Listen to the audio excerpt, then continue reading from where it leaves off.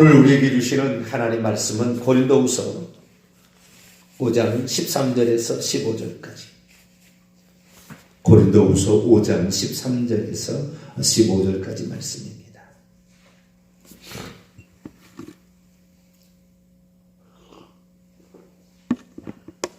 고린도후서 5장 13절에서 15절까지 말씀을 한 절 한 절 마지막을 합독하십니다. 우리가 많이 미쳤어도 하나님을 위한 것이요 정신이 온전하여도 너희를 위한 것이니 그리스도의 사랑이 우리를 강권하시는도다. 우리가 생각하건대 한 사람이 모든 사람을 대신하여 죽었은즉 모든 사람이 죽은 것이라. 그가 모든 사람을 대신하여 죽으심은 살아있는 자들로 하여금 다시는 그들 자신을 위하여 살지 않고 오직 그들을 대신하여 죽었다가 다시 살아나신 이를 위하여 살게 하려 함이라. 아멘. 기도하겠습니다. 하나님, 이 새벽에도 저희들이 주님을 바라봅니다. 세상에 살다 보면 세상 것을 바라보게 되지만 주님 앞에 나올 때는 주님만 바라보게 됩니다.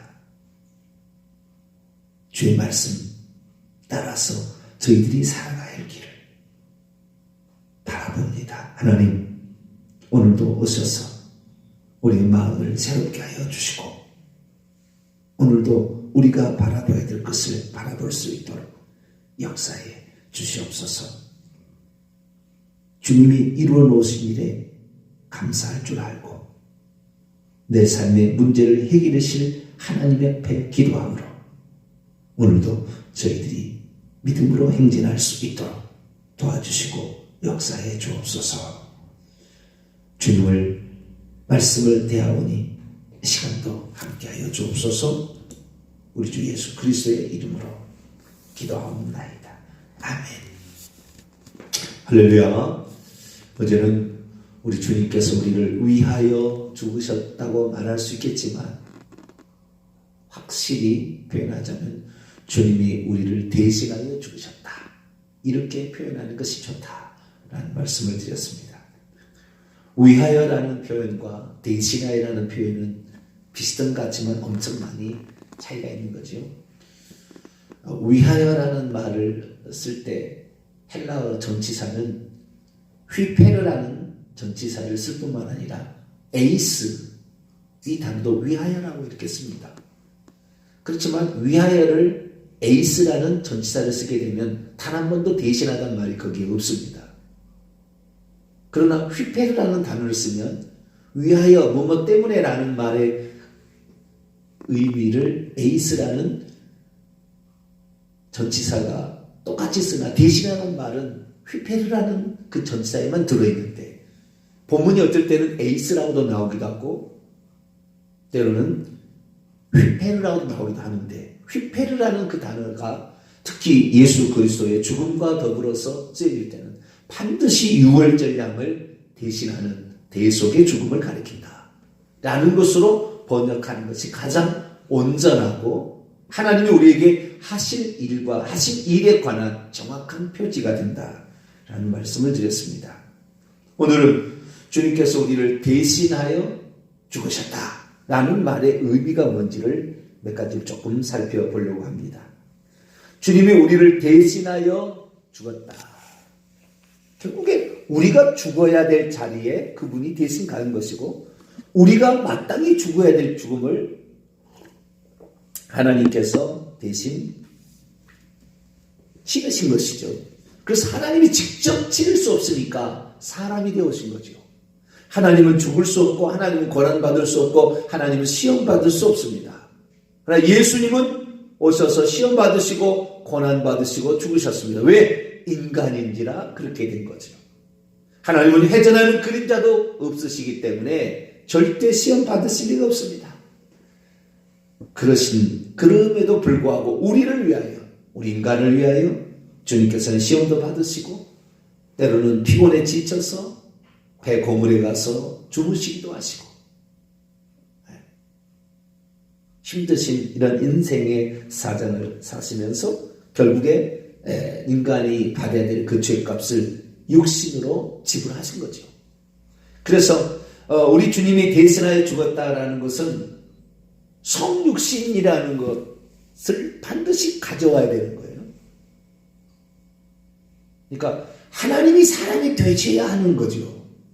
사람으로서는 감당이 어려운 거죠. 왜? 아담이라는 존재를 지었는데 아담은 하나님의 생명이 없는 사람의 생명만 가진 상태에 지었기 때문에 이 사람의 생명을 목숨이라고 부식해라고 부르고 하나님의 생명은 조회라고 부르는데 아담에게는 조회가 없었어요. 부식해만 있었습니다. 혼, 영어로 말하면 souls. 그래서 이 혼의 생명만 가지고 있는 이 혼의 생명의 끝은 목숨이죠. 사람이 얼마나 혼을 사랑하는지, 목숨을 사랑하는지 천하보다 귀중하다. 주님께도 그렇게 말씀하셨잖아요. 목숨이 끊어지면 모든 것이 정지하잖아요. 아파서 끊어지지는 않지만 죽으면 끊어지는 거예요. 두 번 다시 살아갈 수 없어요. 그래서 목숨이 중요한데 아담이 이 범죄로 말미암아 그 목숨을 잃게 생겼어요. 정령 죽으리라 라는 것이 그 목숨인데 이 땅에 살고 있는 육신의 목숨이 끊어지기 전에 우리의 죄의 문제를 해결해 놔야 돼요. 영생의 문제, 생명의 조회를 받아 놔야 되는 거죠. 죄의 문제를 해결하지 못하면 결국에 지옥 가는 것이고 죽은 다음에 끊어진 다음에 하나님부터 영영 분리가 되는 거죠.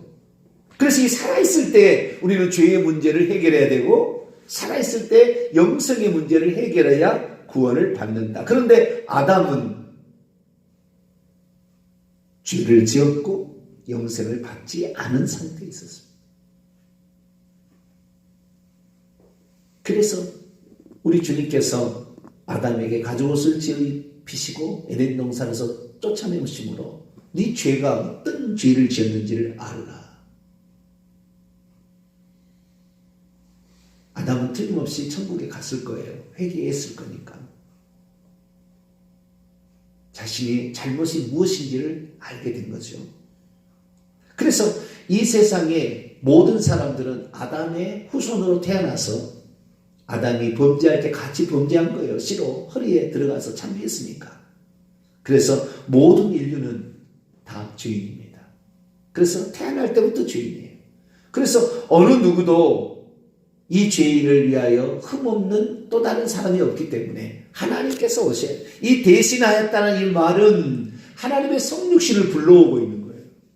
하나님만 이 문제를 해결할 수 있도록 하는 것인데 하나님 그렇게 안 할 수도 있으나 14절 그리스도의 사랑이 우리를 붙잡아서 그쪽으로 전람 미듯이 끌고 가는 그런 것처럼 하나님께서는 거꾸로 우리를 사랑하심에 저것들을 죽여버리고 새로운 종족을 만들어도 되는데 저것들을 어떻게 하면 될까 스스로 그 사랑에 구애받으셔가지고 그 사람들을 위하여 죽기로 결정하는 거죠.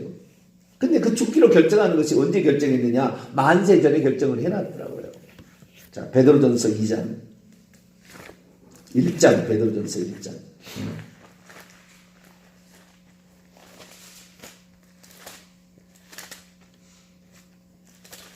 베드로서 1장 18절부터 20절까지 18절에서 20절까지 말씀 읽습니다. 시작.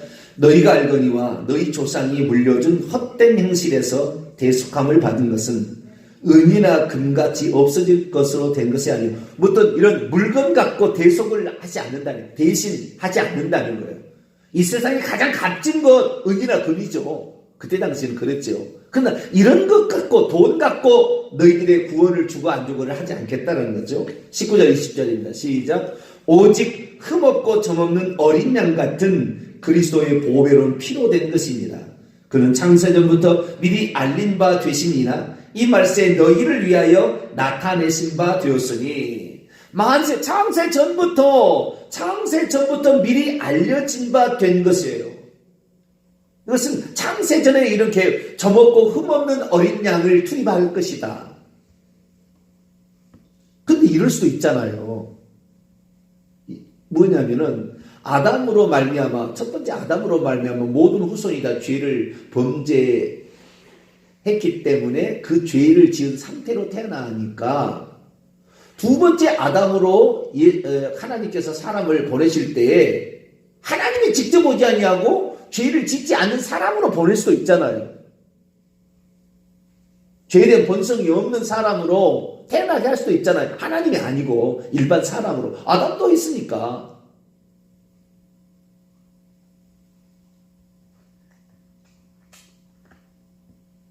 그런데 하나님께서 예수님으로 오셨을 때의 그 오심은 그냥 죄 없는 사람을 보내심이 아니었다 그 말이죠. 당신이 맞다 그 말. 이것은 얼마나 큰 사랑으로 너희들을 내가 사랑하느냐를 알라는 거죠.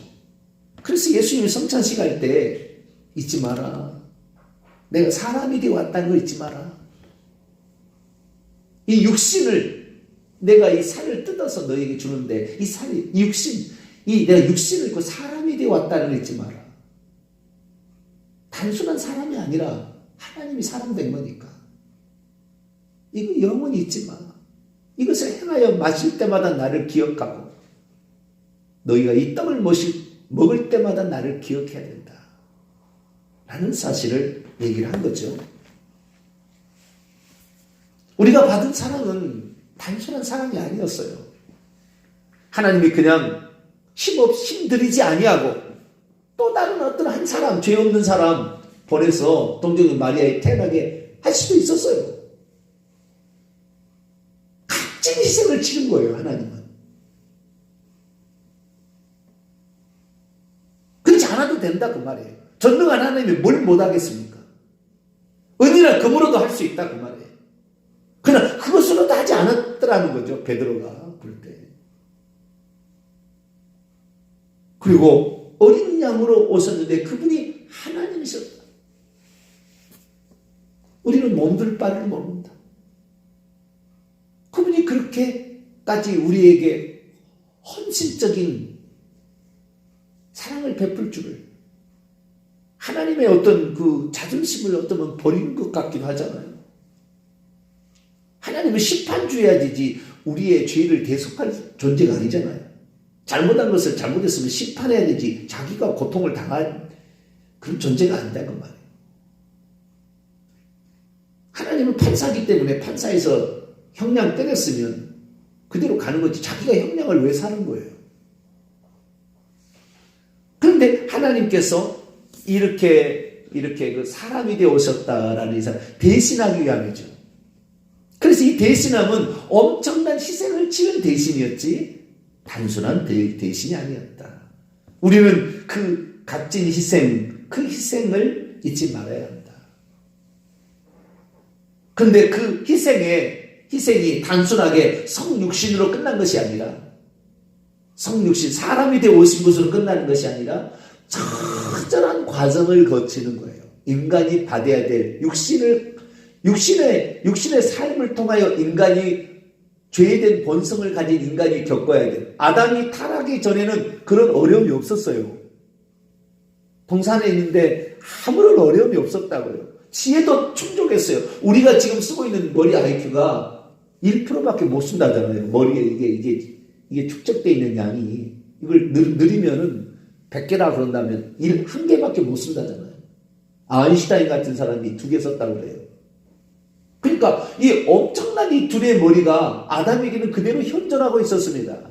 한 가지 일을 보게 되면 어떻게 저것을 해나갈 것인가 AI 컴퓨터보다 더 확실하게 딱 거기를 알아서 얘기를 했으니 그 당시에 순간적으로 찾아오는 수만 명의 동물과 식물의 이름을 그 자리에서 지어줄 수 있었다 그 말. 우리는 어떤 말을 하나만 만들어도 힘들어요. 기타가 아니고 기타라 하고 다른 말로 하라고 하면 저걸 뭐라고 해야 되나 생각하고 오래 걸린다 그 말이에요. 머리가 안 돌아가니까. 그런데 아담은 세상에 없는 말을 다 만들어낸 거예요. 수만 종의 식물과 동물의 이름을 단순히 지어줄 수 있었으니 얼마나 머리가 잘 돌아요. 고통도 없었어요. 있는 거 따먹고 살면 아무런 불편함이 없었어요. 그러나 예수 그리스도께서 오셨을 때는 인간이 느껴볼 모든 것을 다 느끼기 위해 일부러 금식도 하시고 그래서 힘듦이 뭔가 그것도 생각해보고 마귀에게 시험도 받아보고 일들을 경험하셨습니다. 그리고는 결국에 가장 중요한 것은 인간이 받아야 될 고난과 저주를 그리고 죽음까지를 받으셔서 대신 죽으셨다. 사실 유월절 양으로서 예수님이 오셔서 죽었다. 우리가 늘 알고 있지만 유월절 양은 고난받음이 없어요. 유월절 양은 뭐 찢겨야 된다 이런 말이 없어요. 그냥 죽이면 되는 거지. 그럼 예수 그리스도께서는 채찍에 맞으시고 멸시와 천대를 받았어요. 유월절 양은 절대 멸시와 천대를 받지 않습니다. 결국에 그 주님이 어떠한 상태로 돌아가셔야 될 것을 BC 720년경 이사야 선지자가 53장에 얘기를 해놨어요.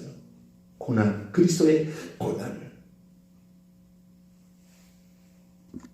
지금도 이스라엘 민족은 이사야 53장을 잘 안 봐요.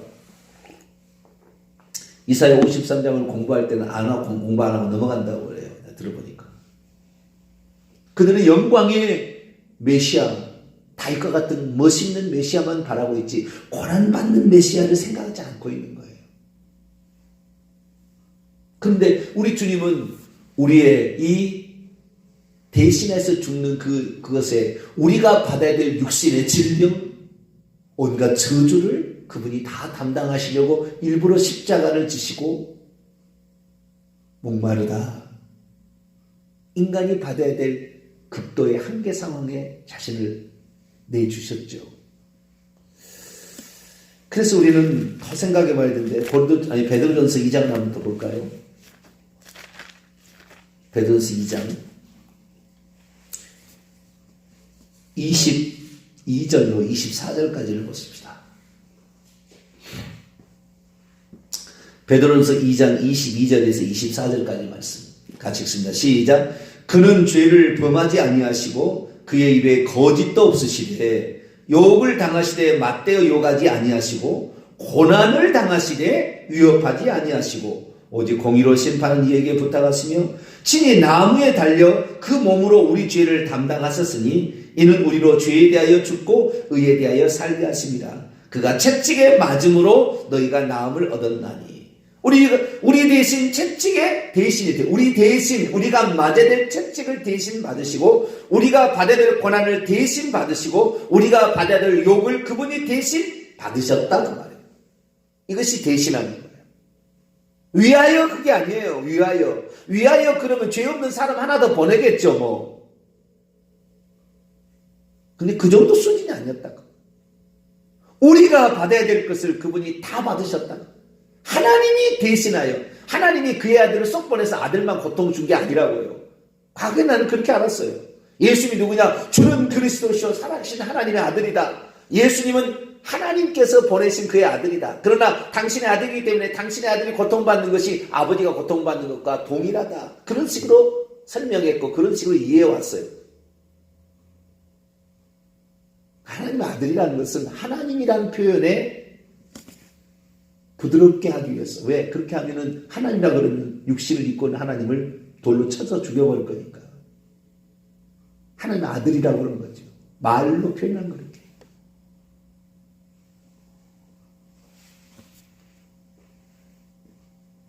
근데 여기에 이 담당하심이 대신 담당하심입니다. 위하여 그랬다면은 죄 없는 둘째 아담을 보내가지고 거기에다가 다 그냥 알아서 그냥 해도 위하여잖아요. 어쨌든 인간을 위하여 하는 거니까. 근데 그 정도 수준이 아니고 그분은 당신이 직접 그것을 다 담당해야 돼요. 그러니 여러분이 주님이 되어보세요. 그렇게 주님이 행하셨음에도 불구하고 그것을 믿지 않겠다고 내 주먹을 믿으라고 하고 그 주님을 능멸하고 멸시한 죄를 가만두겠냐고요. 없애버리지. 인간은 없애버리지.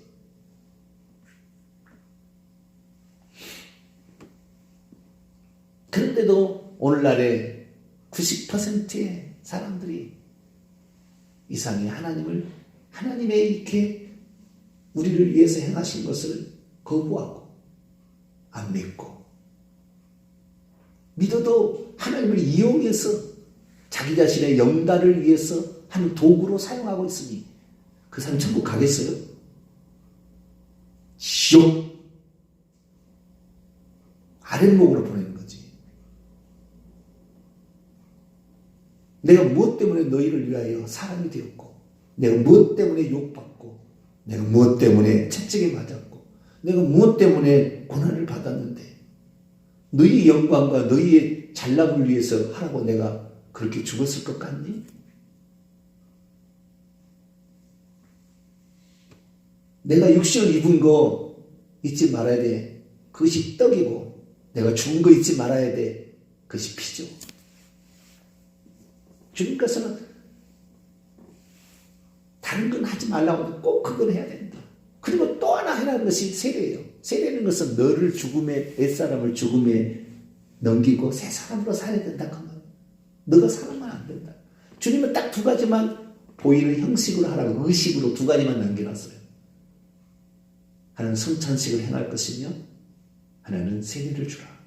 이 두 가지만 딱 해놨어요. 오늘 우리의 삶을 돌아보면요, 온통 나를 위한, 내 몸을 아끼기 위해서, 내 몸을 위해서 살아가는 오직 그런 거예요. 예수를 믿어도 나중에 그걸 이용하는 거예요. 다. 얼마든지 할 수 있거든. 얼마든지 말로는 그리스도를 위해 한다면 살 수 있거든. 오늘날 수많은 사람들이 그래서 이 하나님의 은혜를 모르면 저는 그 주님의 말씀에 뼈아파요. 그 아홉은 어디 있느냐? 내가 열을 다 치료해주지 않았느냐? 아홉은 어디 있느냐?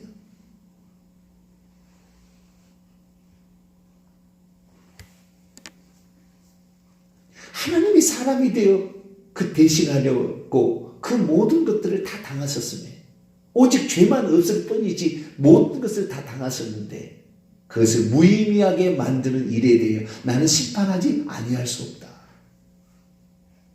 한 구절만 더 읽겠습니다. 갈라디아서 3장.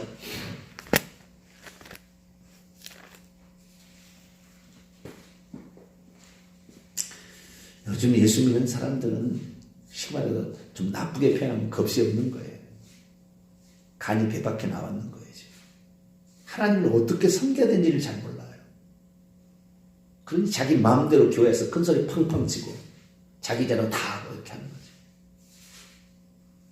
3장 13절입니다. 갈라디아서 3장 13절 읽습니다. 시작.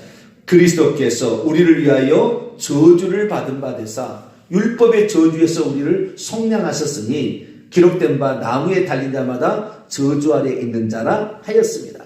저주를 담당하여 우리를 대신하여 저주를 담당하셨습니다. 우리를 대신하여 저주를 담당하셨습니다. 우리가 그분이 그렇게 희생한 거에 대해서 우리가 안다면 우리가 어떻게 살아가야 될 것인가? 내 남은 인생 사도 바울 그리스도의 고난을 내 육체에 채우기 위해서 살고 내가 받아야 될 고통이 아무것도 없지만 그리스도의 몸된 교회를 위하여 나는 오늘도 복음 전하며 두들겨 맞고 배고프고 헐벗고 굶주리고 일귀야를 파손하여 물속에 판자떼기 하나 걸치고 살아나기 위해서 몸부림쳤고 때로는 맞아서 죽은 것처럼 아리다우하게 방백에 예선 맞아서 때로는 시체처럼 버려졌고 그런 삶을 살았다. 우리가 그리스도께서 이미 고난을 받았는데 무슨 고난을 받을 필요가 있겠냐 그 말이에요. 그러나 그리스도를 전하고 그리스도가 하신 일을 전하는 데 있어서는 이 정도는 나는 아무것도 아니다. 나는 예수 믿기 전에 얼마나 나쁜 놈이었는지 죄인의 괴수라 스데반을 죽이는데 저건 합당하다고 여기고 그리스도를 믿는 사람을 잡아다가 가두는 일에 열정을 품고 다녔습니다. 나는 1000번 만번 이 고통을 받아도 이 고통은 아무것도 아니냐. 내 안에 귀신이 들어있어 사탄의 가시가 내 몸에 있어도 나는 이것을 짊어지고 가야 될 것이다. 사도가 되어서 귀신 하나 처리 못한다는 말을 들을 수밖에 없는 부끄러운 모습이지만 그것을 나는 부끄러움으로 여기지 않는다. 내가 오늘도 잘못에다가 교만해서 주님의 은혜와 사랑을 잊어버리고 거만해진다면 나의 달려갈 길이 헛수고가 되는 것이고 마지막에 버림을 당할까 두렵구나. 이것이 예수 그리스도를 믿고 구원을 얻는 사람, 예수님이 우리를 대신하여 죽었다는 것을 믿는 사람의 행위고 행로인 거죠. 우리 모두는 그 예수 그리스도께서 우리를 위해 행하신 것을 알았던 사도 바울처럼, 주여 오늘도 그리스도를 위하여 기도하고 싶지 않아도 나 내 몸을 저 복종시켜 기도하겠습니다. 주님을 위해서 그렇게 봉사하지 않아도, 아니요, 주님은 나를 위해서 하나님 사람 되셨는데 내가 뭘 못하겠습니까? 내가 주님을 위해서 이렇게 살아보겠습니다 라는 자세로 삶으로 말미암아 두렵고 떨림으로 우리의 구원을 이뤄가고 주님의 사랑에 보답하는 저와 여러분 되시기를 간절히 바랍니다. 거룩하신 하나님, 주님이 우리를 위해 행하신 일이 얼마나 큰데 저희들 예수님 앞에 너무나 뻔뻔스럽고 태어나고 때로는 주님을 이용해 먹는 그 현장에서도 입술로 그리스도를 외치는 더럽고 가증한 사람이 되어가고 있지는 않습니까? 하나님, 주님이 우리를 위해 행하신 일을 다시 한번 돌아보며 주님의 성육신과 죽으심을 이제 그리스도를 전하는데 쓰게 도와 주옵소서. 우리 주 예수 그리스도의 이름으로 기도하옵나이다. 아멘. 하늘에 계신 우리 아버지, 아버지 이름을 거룩하게 하시며 아버지의 나라가 오게 하시며 아버지의 뜻이 하늘에서와 같이 땅에서도 이루어지게 하소서. 오늘 우리에게 일용할 양식을 주시고 우리가 우리에게 잘못한 사람을 용서하여 준 것 같이 우리 죄를 용서하여 주시고 우리를 시험에 빠지지 않게 하시고 악에서 구하소서. 나라와 권능과 영광이 영원히 아버지의 것입니다. 아멘.